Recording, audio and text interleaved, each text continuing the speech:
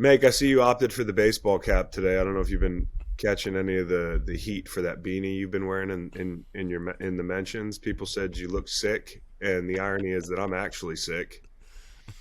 And you wore your baseball cap. Is that because of the people that were coming at your beanie? No, not at all. I sweat into the beanie playing tennis over the weekend, so it's a sweaty beanie, Okay. and that's why I'm in the cap. But people are talking noise about the green Patagonia. I'm still wearing that. Well, I good, don't good. Yeah. No, I don't I'm listen to that look at sound. this. Look at this big dog. Oh, nice, man. Yeah. Where's yours? Stanford Steve's wearing a Stanford hat and a Stanford sweatshirt. Steve, Yep. what do we think about the hire? I mean, the guy's got like 5,000 followers on Twitter. How did I know you were going to bring that up? I was like, who's this guy? No offense to him. He might be a great coach, but like I was like, damn, he's just starting his social media journey. Like this seems Yeah, there's a lot. There's a lot there to process. Number one, with the guys in the portal, I believe he's taken over the worst roster in Power Five. I really do. With what Deion's going to bring in, I just feel like it's that bottom. It's that far on the bottom. So, everybody I talk to has great words to say about him. I love that he coached at Utah and got some experience with Kyle Whittingham. Everybody talks about his offensive mind and his prowess. So he's gonna be put to the test there. But the problem is the roster, and obviously going against everything that is college football now between the portal and NIL, and not really anything there. Talking to some people, I mean, this collective thing is basically just a bucket of money where guys are just going to go in and use it to pay players for NIL to come to their school. So there is not that at Stanford. There's plenty of resources. So it's a long climb. And being at the bottom, the one thing else is you'll be able to measure improvement now. Because that you have to. There's no more room to go down, and I'm fired up. I mean, everybody talks about it, getting a chance, and he said all the right things. So we'll see. It's a new era, and it's kind of weird.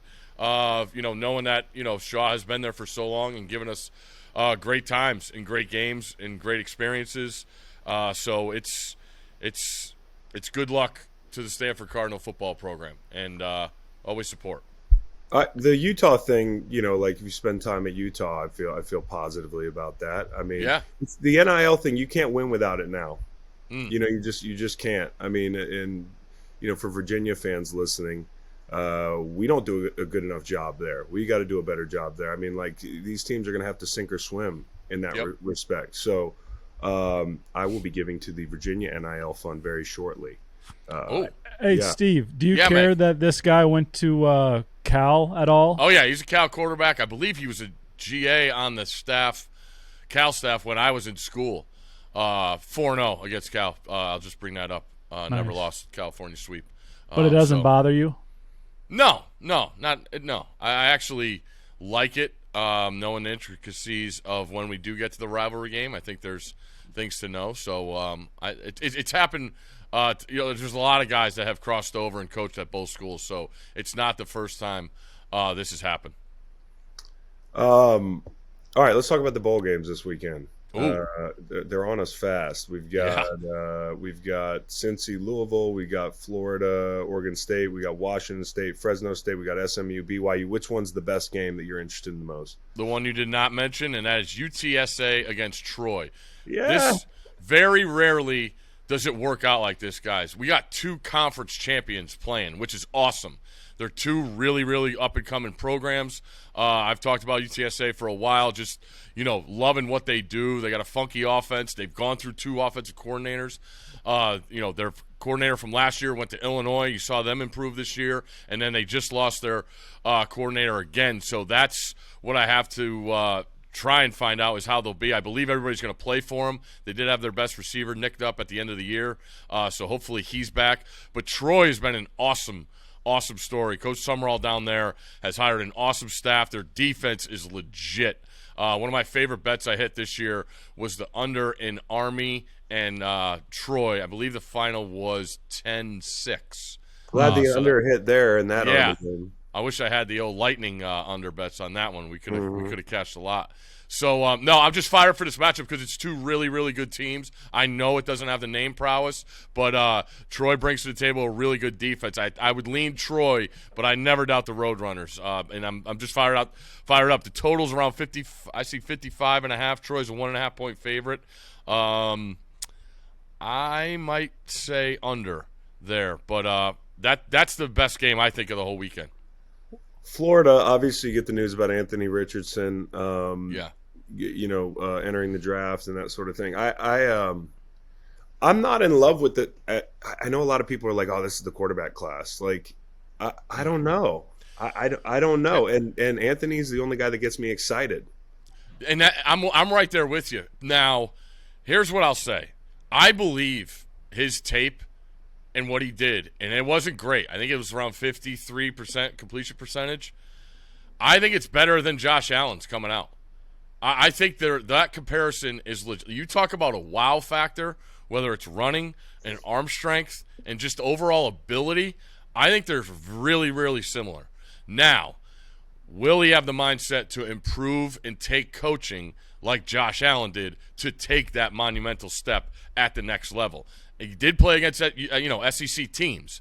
Josh Allen's out there slinging it against the Mountain West. And plenty was made of Josh Allen not having his, top 4 receivers from his junior year going to his senior year, and I think that was a big part of him not wanting to stay, but he did, and he improved on those things and it still wasn't great. He was very, very raw from an athletic standpoint and a quarterback skills standpoint. So that's the comparison, because if you're going to say it was kind of a gamble with Josh Allen, it's definitely a gamble. McShay said the other night he's the most fascinating breakdown of the whole draft class. So we know about the quarterbacks. I think we've seen a change in the mindset of NFL teams where you do take that quarterback and then 2 years later you punt.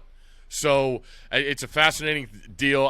What's really hard to process now is the bottom of the draft, like where teams are going to end up. And McShay he released a mock the other night, and it's just not where you need to be as far as getting that draft order set, because that obviously dictates everything and where guys fall based on those teams and what they need.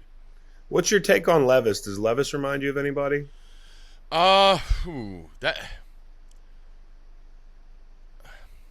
He's got some Tebow in him because of the overall strength and athletic ability. He likes contact, and what I think is tough for him for an evaluation, again, his junior year is better than his senior year, and that's because of what was around him. Their offensive line this year was awful, and I think he really pressed.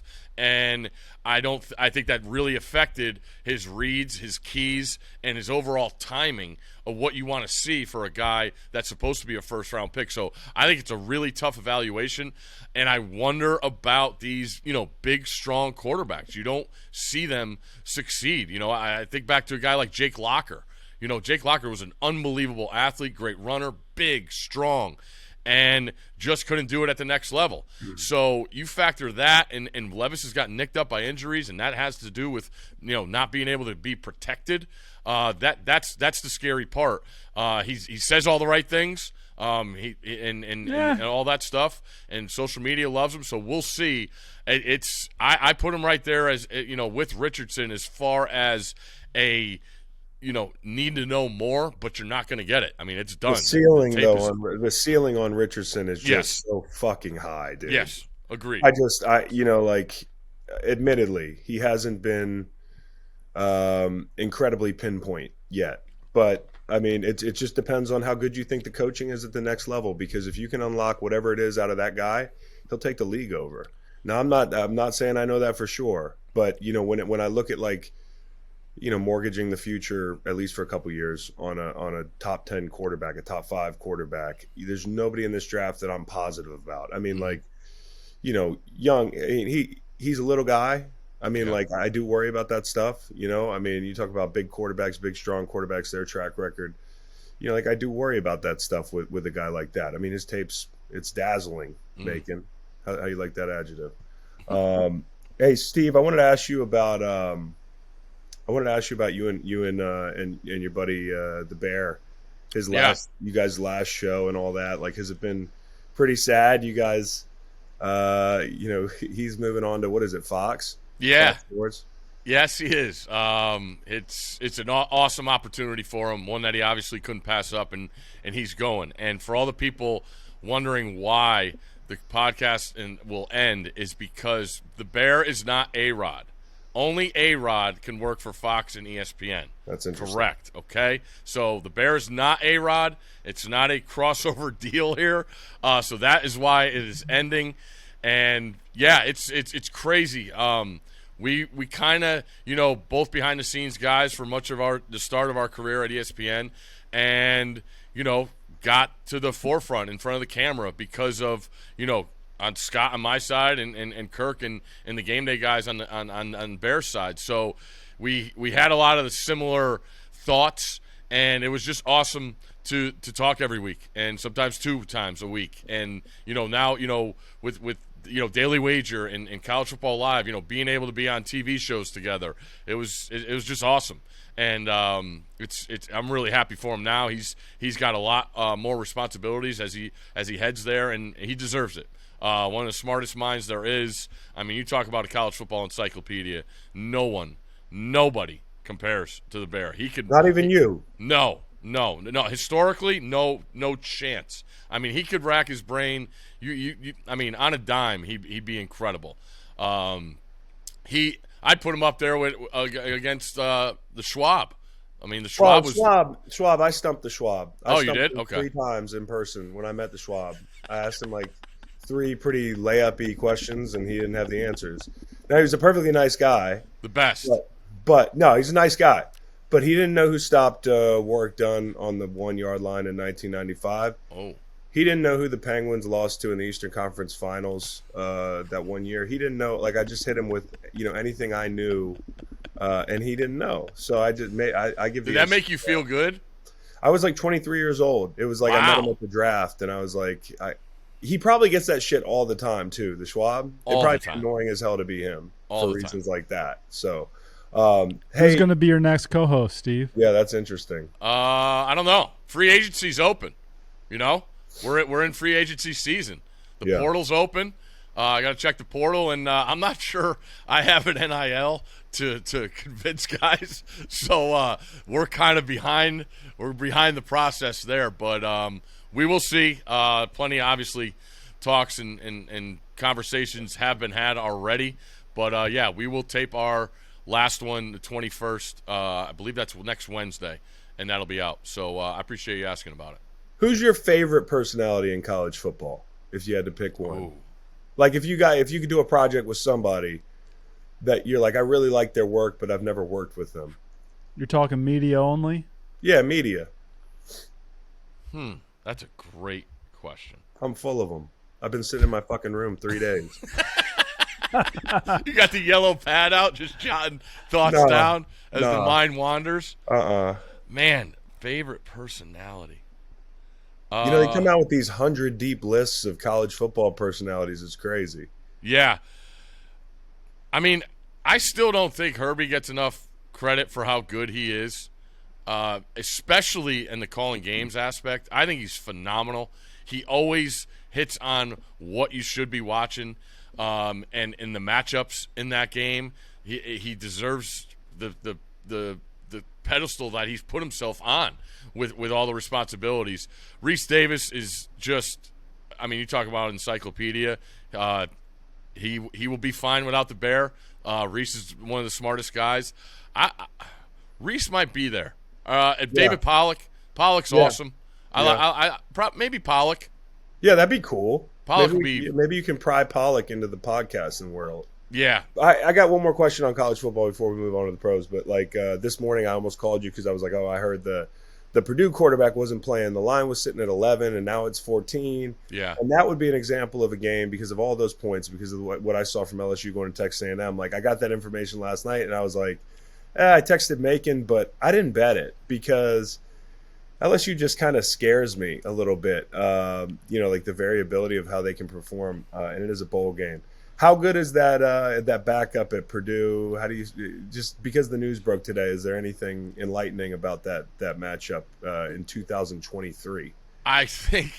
What I think, Chris, is it's kind of a domino effect. Like, as these teams in the bowl games, how many bowl games did you play in? Fuck, like 7. Okay, let me take you through. Come on. Freshman year, first year, as we're encouraged to call it at Virginia. I don't care. Okay. Freshman year, we went to Boise and played in the Got jobbed. The Micron PC Bowl. Yeah. Blew a big lead to Fresno State. Al Groh basically set all his bowl game gear on fire. It was like it was like a death march going to the plane the next day. Like, he wasn't just there to enjoy Boise. Virginia also got jobbed at the end of that game. Okay. The officials took the game. Yeah, they checked the tape. It was like truly a road game because all the Fresno State people were out there in full force. Logan Mankins was just dominating people, and then sophomore year we went to the Music City Bowl, Gaylord Hotels. It was awesome. We got to stay in one of those Gaylord hotels. Okay. It's like a big biodome in Nashville. Yeah, it was awesome. We had a great time there. That was great. We played Minnesota. Beat them. We beat them. Win. Okay. Yeah, Marcus Higgins had a big game. Junior year, we decided not to play in a bowl game, and then senior year, what's fucked up? Freshman year, we were supposed to go play in the Champ Sports Bowl. You know what that is? One of my favorites. When we went to Boise because we are academically, we're different.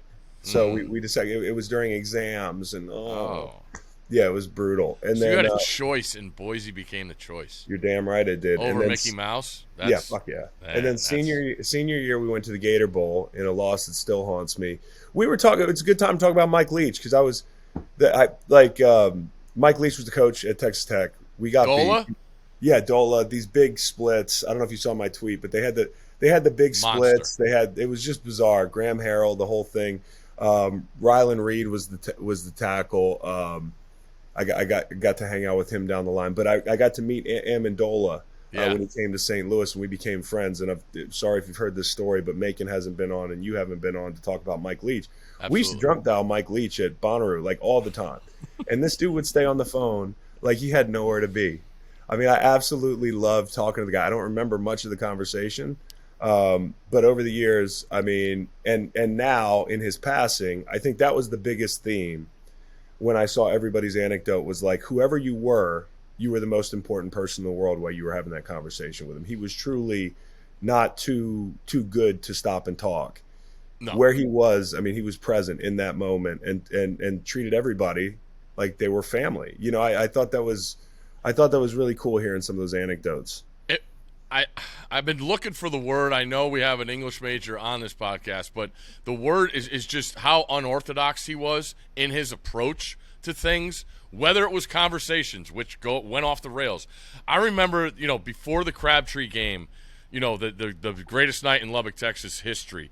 We're there for game day radio. It's me, McShay, and Rosillo. And on Friday, the day before the game, we got 5 minutes with Leach to go tape an interview. So he said, "Come on down to the stadium. After my walkthrough with the team, I'll come over and we could chat." And so we walk down the stairs of the stadium, and this walkthrough, Chris, I can't tell you. It's the most eye-opening thing I've ever seen. Our walkthroughs at Stanford, everybody's got their Friday gear on. It's usually your best sweatsuit. Guys are buttoned up. Everybody's got the same shoes on. And you walk down, and I'm telling you, their right tackle looked like he, got in a fight with a gasoline tank. Like, he had oil and gas. He had a white T-shirt and jeans on, diesel fluid, and he had work boots on. And he was just covered in just like soot. And he's sitting from there. The oil fields. And so that you got him. Then you got Crabtree. He's got the stunner shades on, gold chains. I don't even think he had a shirt on, hat backwards. Graham Harrell's a quarterback. He's got like a golf shirt, buttoned up. The center's got khakis on and a collared shirt. Not one person had Texas Tech apparel on. And he comes over after the walkthrough. We're like, "Coach, before we got it." And I actually had the recorder, so I was just recorded, and it ended up making the interview. We were like, "We got to ask about Jake," I think his name was, the right tackle. And he's like, "Yeah." He's like, Jake was late today. He said he had some car issues. I told him, get your mind right. Go work on your truck and get it right. And it looks like Jake lost the battle with his truck. That's so fucking funny, dude. And sure enough, we're walking out of the stadium afterwards, and there's this big dually truck. Got the lift on it, enormous tires, and the coach is like, "There's the truck," and I'm like, "That truck won today." He's like, that's amazing, bro. Did. But the best coaches, and the word you were looking for might be avant-garde, Macon. Oh, sure, renegade. Yeah, Texas Tech official Red Raiders roster. I want to find out who this right tackle was. Who'd they beat? They beat Texas. That was 08. Yeah, it was a night game. Yes. So funny story. Halloween weekend. It's right when the Joker was in, and man, what a scene! And that's the thing with Leach. You talk about experiences. He was behind two of the best experiences I've ever had.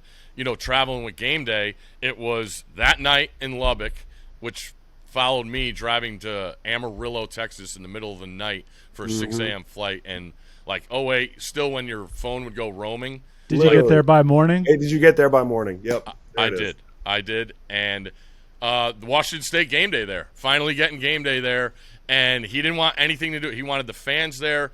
And then Scott was on that night, so I was there the Friday night before game day. And people literally, it was 30-something degrees, and people were walking with sleeping bags to sleep out in front of game day to be there. Pullman's awesome. Those fans are great, and he was perfect. He was a perfect fit in Lubbock. He was a perfect fit in Wazoo, and he's a perfect fit in Starkville. And he kind of made that work. I didn't think he was going to make Starkville work. But it worked. Okay, so the story about that game in 2009 was I had it on. It was Saturday night or whatever. And at that point, we had, I think we were on to our first interim head coach in St. Louis. It was Jim Haslett. Yeah, my guy. He was great. And one of the great things that Jim Haslett did was he let us sleep at home Saturday night, which was really cool. That was like an old NFL kind of thing. It was like, hey, man, you guys are grown up. So, and I'd sit home and watch the games. And one night, I don't think Meg had really thought about it, but Michael Crabtree made that big play, and she was like, oh, my God, what a play. And I was like, are you fucking serious?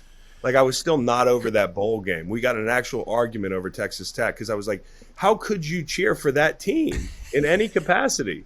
They ruined my college career. I'm still not over that bowl game. I really am not. And if it weren't for Mike Leach being so goddamn likable, maybe I'd still not be over it. They rushed the field 3 times in that game. After the Crabtree kick, or the touchdown, I want to say they kicked off from their own 10-yard line. You talk about mayhem. People just climbing over. Just absolutely incredible scene. And that was a code break by my wife, though. Yeah, sorry about that. It was like we're in the 12-month window. I need a year before anybody says anything positive about Texas Tech. So, what do we think about Drew Brees coaching Purdue? I think it's awesome.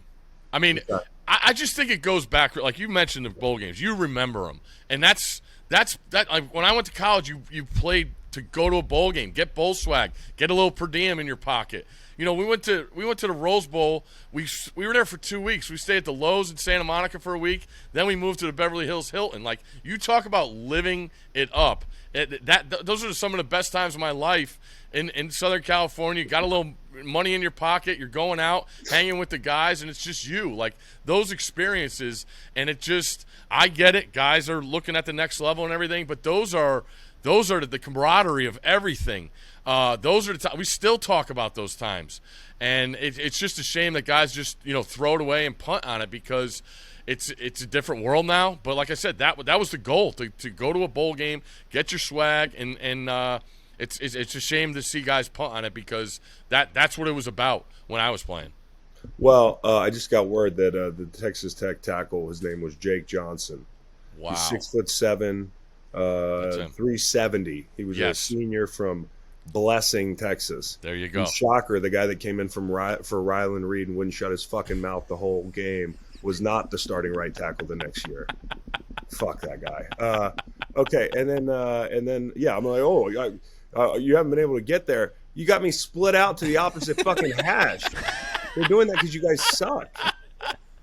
Fuck me. Jake Johnson, he's 6'7", 370. How does somebody 6'7" look so 5'10"? Go look this guy up. I mean, he was just a unit, man. So yeah, it really helps color in that anecdote for you. Unbelievable. Okay, but Drew Brees is going to be hyping people up. He's going to be up at Purdue. The recruiting aspect of this is interesting. So he's going to like recruit players for a little bit? Cold calling recruits? Hey, saw you're committed to Virginia. You want to maybe come to Purdue? Don't do that. Hey, don't do that. Okay, all right. Let's get on to pro football here. Ooh. Yeah. This is an exciting weekend, man. This is an exciting weekend. Dude, this slate is dog shit. No, but it's an exciting weekend because you have it Saturday and you have it Sunday. And I do think there's a couple games that I'm heavily invested in that we'll get there when we give out the locks. But Okay. let's set the table with this. Two things. Did you see these two things? Number one, did you see DeAndre Hopkins and Bill Belichick mic'd up? No. You didn't see this? During their game, like, Bill came over because he loves DeAndre Hopkins. He's like, hey, man, you're the man. I'm really glad I don't have to see you but every 4 years. Like, Bill doesn't talk like that to everybody. And then D-Hop's like, I do my job, coach. And, I love you, coach, and all this stuff. Do you think that DeAndre Hopkins ending up a Patriot sounds appetizing? No. I kind of like think it. that's a I good kind of like it. mix. It couldn't be any worse than playing, Colt McCoy / Kyler be your quarterback next year. You got a defensive coordinator calling plays. I don't think That'll change. That has to change, right? It That has to, change. right? I also think Bill might be calling some of the plays. Yeah, maybe Kraft too. Yeah, yeah. I mean, just like, everybody's got a headset in New Scott England. Zolak's up there calling plays from the fucking booth. Just anybody calls plays. But I just thought, I just have so much respect for DeAndre Hopkins. And he's a great guy. I sat next to him at the NFL Honors one year. He's just the greatest dude ever. And then, I have so much respect for Bill. It's just something I really want to happen. Because what if Tom comes back to New England and they end up with DeAndre Hopkins? I'm speaking this into existence here. You are. Just like, Did you get Aaron Donald to the Eagles in existence? It could happen. I talked to Ryan Shazier the other day, and he poured some salt on it. He was like, I don't think, that's my guy, but I don't think anybody's going to give up 2 firsts for a 30-something-year-old guy. And I disagree. Okay. Stranger things have happened. All right, so I was thinking Steelers for Aaron Donald. Finish his career in his hometown. And then did you see that? Obviously, you've seen the Micah Parsons thing with Jalen system. This saga. Yeah. Okay. It does go back to, I forgot who it was, but before they played the first time, somebody on the Cowboys defense was like, I'm done talking about the Eagles offense. Tank. And DeMarcus. Yes. Okay. And so it's been a war of words for sure. I just look at, like, Scott and I talked this week about the idea of the playoffs and thinking about matches like the NFC, right? The NFC, I think if you lined up right now, you got Cowboys at Buccaneers and Commanders at Vikings. Like, none of those teams, that doesn't do anything for me. I think the Cowboys, the Eagles, and the Niners are in their own tier, and in the AFC, I think the Bills, the Chiefs, and the Bengals are in their own tier. I don't think any of those other teams that are going to make it are threats. I think the Jets are a great story. The Lions are the best story, but when it comes down to, the Lions might be the biggest threat of those teams that are in the mix, but they might not even make it. We had the Lions, and here's the big question for me is, like, Jared Goff now in December. You're going to play some games outdoors starting this weekend. Is he going to be able to take this thing home? I hope he does. I hope he finishes strong because everybody loves the Lions except the guy for Deadspin that wrote an article trying to get Dane Campbell fired earlier this season. But, I would love to see the Lions slide in because I think they're one of the best 7-8 teams in the league right now. We did our power rankings the other day, for fuck's sake, right, Make? And Lions received multiple votes in the top 7, and it's hard to argue the way they've been playing. Now, their record, but they've been playing well. So, strung together some really good wins. And one of the ones I was most impressed with was when they went to New York. Yeah. Because everybody said, Goff's not a cold weather guy, the whole thing. And, so here's my take on Micah Parsons. He's entitled to his opinion, and I happen to like the guy. I can't hide that. Like, Philly fans, obviously, where my allegiance is. But I really like Micah Parsons. I think he seems like a really solid kid, and he's just that. He's a kid. He's like I like the fact that he shares his opinion. Mm-hmm. Like that's refreshing. He doesn't seem like a dickhead about it. You know, like I think he's a humble, good kid. But he's wrong. I disagree with him. If you've watched the Eagles, name 3 to 5 quarterbacks who aren't system quarterbacks in the NFL. Like there's only really 1 or 2, right? I mean that like it's not dependent on the system. 1, 2, or 3. They built a great team around Jalen Hurts. Correct. The system's definitely really solid, but all I care about is, does he make the tight window throws? Does he hit people on the numbers? Does he hit people outside the numbers and deep? He's done all those things this year, and his game's improved greatly. He showed signs of all this. He's always been a pretty solid deep ball thrower, but if you look at the throws he makes outside the numbers, he's one of the best throwers. He has been one of the best throwers this year. Throwers of the football, period. And a layer to this is, like, of all teams to be taking shots at Jalen Hurts, your quarterback's Dak Prescott. Jalen's better. Is that a hot take? No. I mean, not my opinion. Dak Prescott's, who I really like, has existed in the system most of his career, whether it was the run game propping him up or the great weapons they've had outside. And Kellen Moore is definitely a good play caller. You could throw stones at him too. And so I think, like, Eagles fans should probably not take it so personally, because he's not right. He's wrong. And I love Micah Parsons. He's like my favorite dude. Yeah. But I disagree with him. I mean, between Jalen Hurts and Micah Parsons, those are probably my 2 favorite guys in the league. Yeah, I hate this shit. And it's for different reasons. Jalen Hurts, the way he handles himself off the field, is my favorite thing of any athlete in sports. How committed he is. And, Sirianni came out today and was just talking. He was asked about, being in the building, and Jalen's there before him every day, off days. He's putting in the work, and he doesn't want to talk about that. He wants to talk about his team. And I just love that. He sheds all the light on his teammates and all the stuff that's not important he doesn't deal with. And where Micah is, come on, you said it. His Twitter, he lets his opinions known. He just says whatever. And but you know he's a game wrecker, on the field. And not many people could do what he does. And what gets lost, and what I thought was going to be a factor, and I was totally wrong, Micah Parsons just took a year off. Just took a year off and didn't play his last year at Penn State. And to see what he's done, I worry about that thing. I mean, I think Deshaun Watson's going through a lot of that. Just the rust. I mean, it takes time to get your body right. Knowing what your body feels like after an NFL game, I would imagine. And to see Micah Parsons just take a year off and come back and dominate, that's some pretty special stuff. He's an alien, dude. I might have an MVP ticket on him too at 100-1. So, Meg, do you agree with him? Disagree with him? I agree, wholeheartedly. With Micah? No. If anybody, I agree with Jordan Mailata saying, worry about your own selves and who you got this week, and we'll see in a couple. He's worried about the Chicago Bears. That's not a bloke you want to piss off, mate. That guy's just, I mean, you saw how all those reporters had to stretch their arms out to get it up into his atmosphere. He would squash those guys like a bug. You'd think he was from Blessing, Texas. He's such a big dude. Yeah, 6'7", 3. I mean, he might be bigger than that cat from Blessing, Texas. All right, well, but he's rich enough to actually get somebody to work on his car now because he got that big deal. So, yeah, I mean that was a little bit, and they're definitely milking that, including us, because there aren't a lot of great games this weekend, so they're pushing that out there in Philly. They're pushing it out, hoping it's bulletin board material. But I think the O-line's going to try to get after those guys because of it. But I think Jalen Hurts is unflappable. I don't think he's worried about it. Roughing the passer review, we could be having that. Steve, you're not a fan.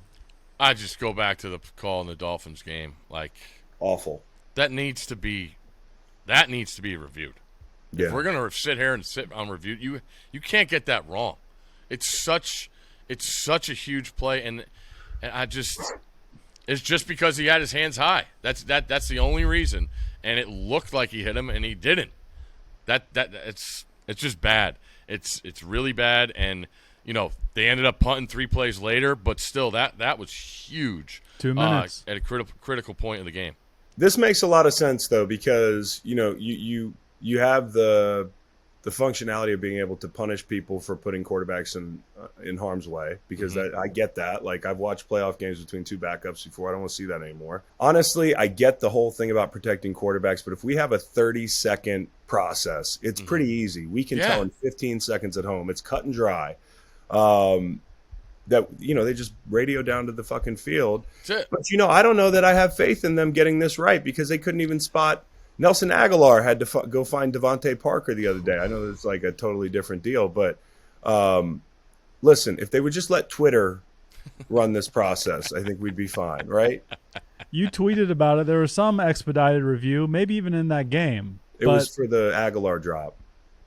For that drop, yeah. And it was just everybody's talking to each other in earpieces and buzzers, and it was done in 3 seconds. Yep. And some people didn't think that call was the right one, but yeah, it was. Yeah. Well, I thought so. I had the Pats. So, all right, let's give our locks out this week. I'm seeing the board. Oh. I feel like I'm seeing the board, but I think y'all are going to take some of my picks. Well, good news for you. You get to go first. Yeah, no shit. I'll take the Bengals, and I'll buy a half point. Look at that. Look at that. What is it, 3.5? Do I have to buy a half point? I think it is. It is stayed at 3.5. Okay, I'll buy the half point. That's a fishy line. I have a feeling that line changes. My friend, you would be buying a point to a push, potentially. I think you want to leave it at 3.5. Oh, yeah, you're right. God damn it. With our system. Yeah, with our system. Yeah. I like the pick, though. Tampa Bay's horrible. They are bad. And this is when Cincy finds the rhythm. And then you think it's a little low, Steve? It's stinky low? Yes. Okay. Why do you think that is, Steve, if you had to guess? I just still think Tampa Bay gets way too much of the benefit. The Bengals, I will say, the Bengals are on a roll. And can they keep sustaining this? And you're going to play a desperate team. But I just – defensive end's out, right? Oh, Henderson? Yeah. Henderson? I think he's out. And that matters, but that defense is built from the inside out, right? Like, I really like their edge guys. I mean, I love their edge guys, but yeah. But you got those guys inside, Reader and them, and I think that's what I like their secondary. I love their safeties. They come down and hit the whole thing. So I like the Bengals in this spot. I don't want to overthink it. All right. C. Long, as we spoke about a bit earlier, I'm going to Thursday night. I'm taking the Seattle Seahawks. Come on. That's from that's from 3.5 down to 3. So I will buy the half back up to 3.5. Okay, you're buying up. Yep. Bastard. Hey, Niners been reading their press clippings for a couple weeks now. Brock Purdy beats Brady by 28 points. He's going to play Thursday night. Seattle, if it's not now, it might be never as far as the playoffs are concerned. And Seattle, Kenneth Walker's going to be back. DK, Tyler Lockett. I like the spot for the Seahawks. Primetime home game against the team that everybody's talking about. Scoring, though. I just gave you the scoring. No, I'm just saying that how are they going to score? I mean, I guess they could. Ken Walker. Okay. All right. I love that guy, man. I might like the under in that game. They got dominated by Carolina. But not to tip anything for Thursday Night Time Machine. Who gives a shit? All right, go ahead, Steve. You're up. Oh, that was my pick. I'm going to take the Vikings. Oh, thank you. I get it. Their defense is wretched, but that whole Colts thing, I think they're tapping out. I mean, they had their offensive line coach left the Colts to go be the offensive line coach at Stanford. Like, how bad are things in the NFL if your program, if that happens? That's a business decision. Well, maybe TT's a great coach. You go to the staff with the guy in year one, not the interim guy. I don't know. The farm. Have you ever been to the farm? Do you know how pretty the farm is? Most beautiful place in America. What do we say? Down on the farm? Over on the farm? On the farm. On the farm. On the farm. Give me the Vikings. I'm going against the Colts the rest of the year. Give me the Colts. I like that pick, Chris. Because a lot of people probably think it should be more. Listen, the Vikings, their point differential, the whole thing. I mean, like, they're not blowing people out. That 4 is a key number. I'll get back to you on buying that point after I give my next pick. Okay. Jacksonville Jaguars +4 at home against the Dallas Cowboys. But this is a good sign for real life, you know? We're seeing it. We're seeing it the same. Jags. Who'd they just beat the doors off of? Tennessee? Trevor Lawrence playing well. I like the spot. Again, it's a spot play. Jags at home. Okay. Sleepy. 1 o'clock kick. All right. I'm taking Buffalo. Snow game. It's a lot of points, but I'm if I had to bet it one way, I'd probably bet it that way. Pissed off they lost down there. Oh, yeah. I mean, I cannot – listen, I can't wait for this. And the defense came alive. I know it's the Jets and the Dolphins bringing something different, but I'll take that. I mean, night game in Buffalo, I'll lay this. You know what? I'll buy my half point there, 6.5. Oh, it's dropped a little, huh? If I see 7. Tyreek needs to be 100% for that team, it seems like. Yeah, I mean, even if he's 100%, I feel like there's a really tough matchup for them. It was a tough matchup for that offense the first time. And I'm being respectful here. They had a bunch of guys down. Like in totality, I forget what the number of people that were down starters wise when they went down to Miami. It was early in the year. It was hot. This is a totally different deal. And I think this defense is really rounded into form as we head down the stretch. I'm a little worried about the corner situation there. It's been in flux a little bit, but I like it, Steve. I will say, what are the Bears sitting at? 9. 9. I could get it to Nick Foles.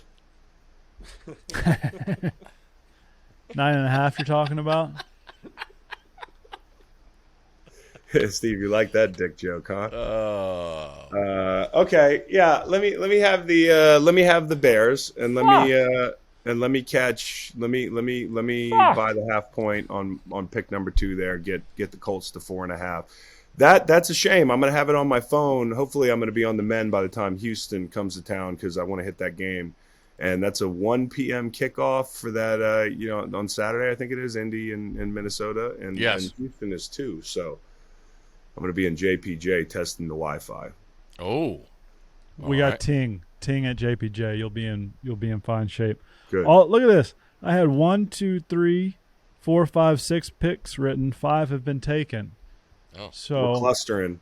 I'm forced to go with the one I don't like as much. It's going to be the New York Giants catching 4.5.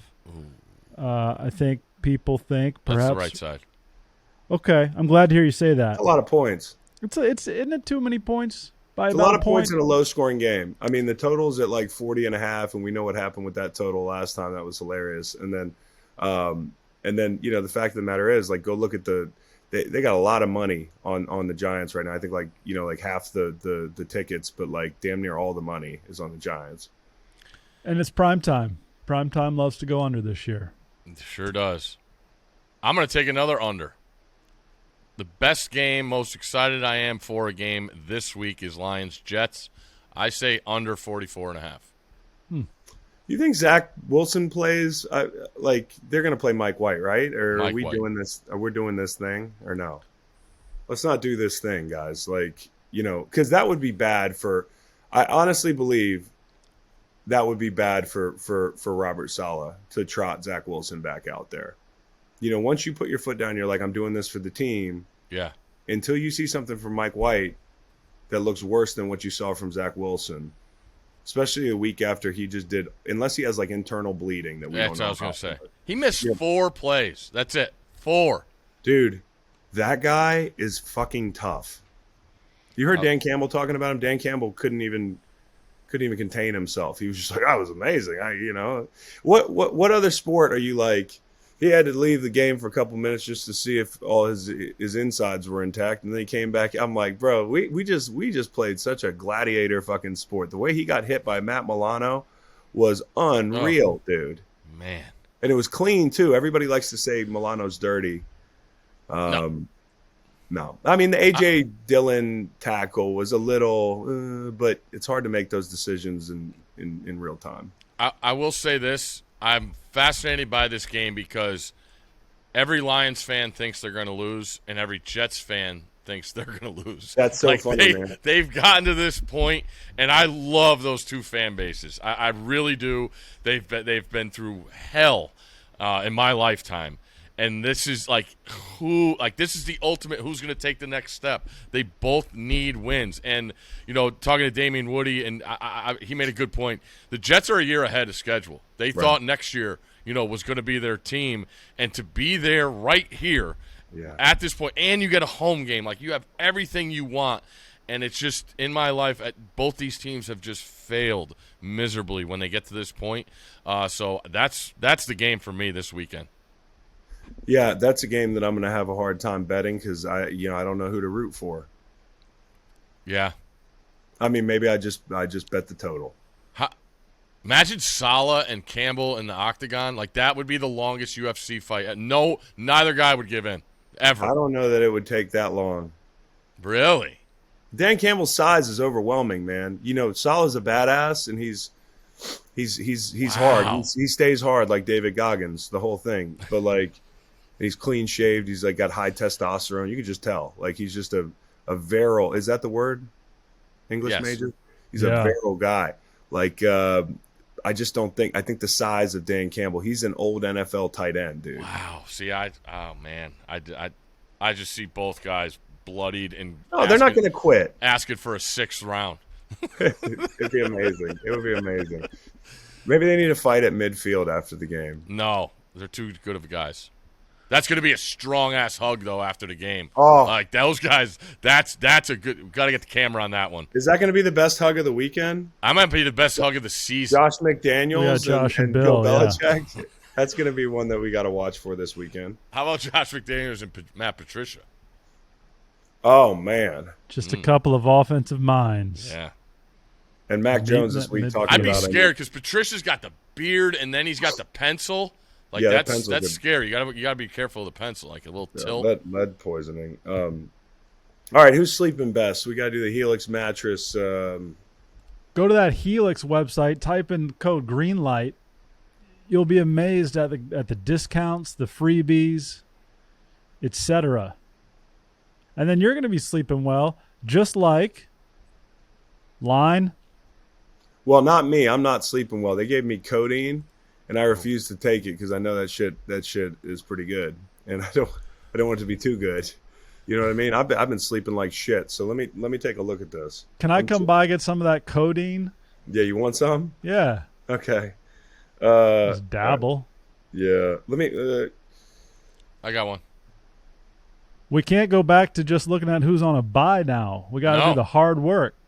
Go for it, Steve. Carlos Correa, new San Francisco Giants shortstop, 13 years, $350 million. Fellas out money. there, and ladies, I guess there's ladies here. It's yacht money. Teach your kids to be baseball players. Speaking of yachts, Mike, I can't wait to talk about White Lotus in a couple minutes. Oh, yeah. Steve, you talking about White Lotus? I have not checked it out yet. I just spent a bunch of time catching up on Yellowstone. What character most reminds you of Stanford Steve? And White Lotus? I watched the first White Lotus. Stanford Steve. I don't think anybody's a good enough person on that show. Thank you. Yeah. Yeah, maybe Rocco. Rocco. Yeah, Rocco. Rocco. Bring Rocco back up to the front desk. Yeah. Yeah. All right. So we've got the Helix match. Give me who's sleeping well. I know Desmond Ritter's not sleeping well. He's got to start his first game in New Orleans. If he can pull this off, I mean, like, I don't know how New Orleans is from an injury standpoint, quite frankly, because I've hate ignored them since they've clicked. I mean, you too, Steve. We both. I put money on the over win total. You had them going deep. I don't know. Ritter. That's a tough spot to start your first game. Bills are sleeping well, man. This is what we do. Mike McDaniel's down there wearing T-shirts to overcompensate. Like, listen, I love Mike McDaniel, but like, bro, you see Shaq Lawson up there. He's like, fuck it, I'm putting on the parka. It's cold. You know, like it's not a big deal. We've dealt with this, so we don't have to pretend like we don't care. Like, let me tell you something. I played in New England for a year. It's fucking cold. I'm gonna wear whatever I can out there on the field. Meanwhile, you got Mike McDaniels down there. Just had heaters in L.A. Marcus Davenport's sleeping well. You know why? Desmond Ritter's about to make his first NFL start. Falcons, Saints. Cam Jordan's questionable. Okay. But we'll see. Questionable. Okay. 1v1 matchups. Who we got? Ooh. Y'all, we got like 3 things to write down for this show. We always. Well, we're all about the conversation. Yeah. You know. You're right about that. That's the honey hole. Here you go, Deshaun Watson, Jack Jones, and Devontae Adams. Okay, that's a really good one. Unless Bill puts his best corner on somebody else, and then he puts John Jones on. Did John Jones get hurt last week? And he puts somebody else on. But I just want to see that matchup. I'm gonna go Dan Quinn versus Trevor Lawrence. Ooh.